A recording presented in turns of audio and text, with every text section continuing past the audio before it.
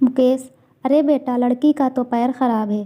परेश, पिताजी, अगर मैं दिव्यांग लड़की से शादी करूंगा तो मुझे किसी का जीवन संभालने का सौभाग्य मिलेगा।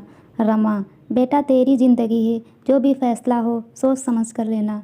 देखिए सविता जी, मैंने आपकी जितनी तारीफ सुनी, मैं खुद को आपसे मिलने से रोक नहीं पाया। क्या आप शादी के लिए राजी हैं? सविता, परेश जी, मैं एक अपाहिज लड़की हूँ और आप पूर्ण रूप से स्वस्थ हैं। क्या आप एक अपाहिज लड़की को स्वीकार करेंगे? परेश, सविता जी, मैं ज़िंदगी भर आपका सहारा बनने के लिए तैयार हूँ। अगर आपको ऐतराज़ ना हो तो, अगर आप तैयार हैं तो मैं खुशनसीब हूँ कि मुझे आप जैसा जीवन साथी मिलेगा। सविता और परेश की बहुत धूमधाम से शादी हुई। चारों तरफ चर्चा थी, बड़ी भाग्यशाली है जो दिव्यांग होते हुए भी उसे इतना अच्छा पति मिला है। बहू, आज तुम्हारा पहला दिन है, इतनी जल्दी कैसे उठ गई? आराम से उठ जाती। माँ, मुझे जल्दी उठने की आदत है, मैंने नाश्ता बना दिया है, आप सब लोग नाश्ता कर लीजिए। रमा हैरान थी कि एक पैर खराब होते हुए भी सुबह उठकर नाश्ता भी बना दिया।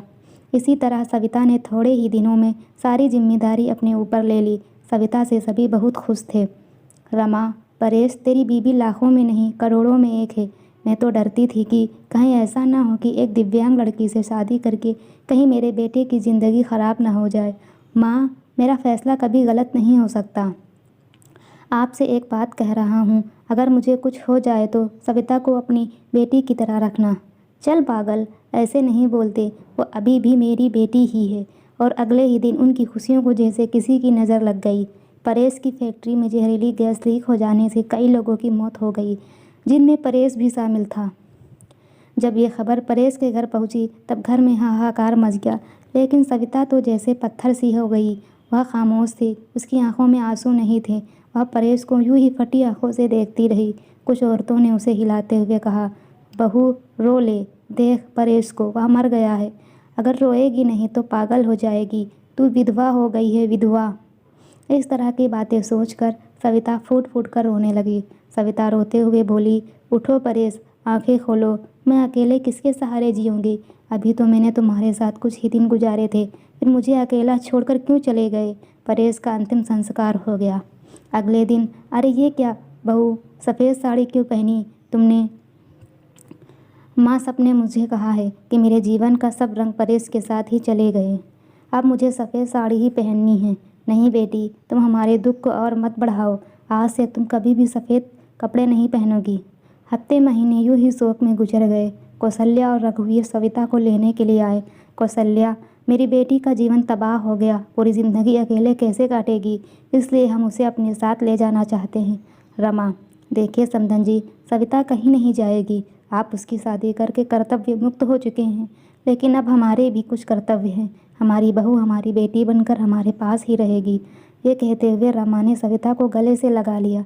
मुकेश, हाँ समझा, हाँ समधी जी, रमा सही कह रही हैं। हम सविता को आगे पढ़ाएंगे और किसी लायक बनाएंगे। आप चिंता मत करना, हम अपनी सविता को पलकों पर बिठा कर रखेंगे। सविता, माँ, बाबूजी, परेश इनके इकलौते बेटे थे, अब वो नहीं हैं, तो ऐसे में मैं भी इनको छोड़कर चली जाऊं, ये सही नहीं है। मैं इनके पास रहकर ही इनकी सेवा करूंगी। सविता के माँ बाबूजी चले जाते हैं। अब सविता अकेली थी। उसने अपना सारा ध्यान पढ़ाई में लगा दिया। ऐसे में उसकी मुलाकात गौरव से हुई, जो समय समय पर सविता की पढ़ाई में मदद करता था। गौरव मुकेश के दोस्त का सबसे अच्छा बेटा था। उसका काम के सिलसिले में परेश के पिता के पास आना जाना लगा रहता था। गौरव इंजीनियर था और बड़ा ही सलियन स्वभाव का संस्कारी लड़का था। चारों तरफ औरतें बातें बनाने लगी। एक औरत बोली, अरे देखो कैसी विधवा है, ये सफ़ेद साड़ी नहीं पहनती, पति का जरा भी दुख नहीं है। तो दूसरी बोली, बन सवर कर कॉलेज जाती है, बेचारे रमा और मुकेश का तो बुढ़ापा ही ख़राब है। तीसरी औरत ने कहा, पहले इस लड़के का घर में आना जाना ठीक था, लेकिन अब परेश नहीं है तो इस जवान विधवा बहू के घर नहीं जाना चाहिए।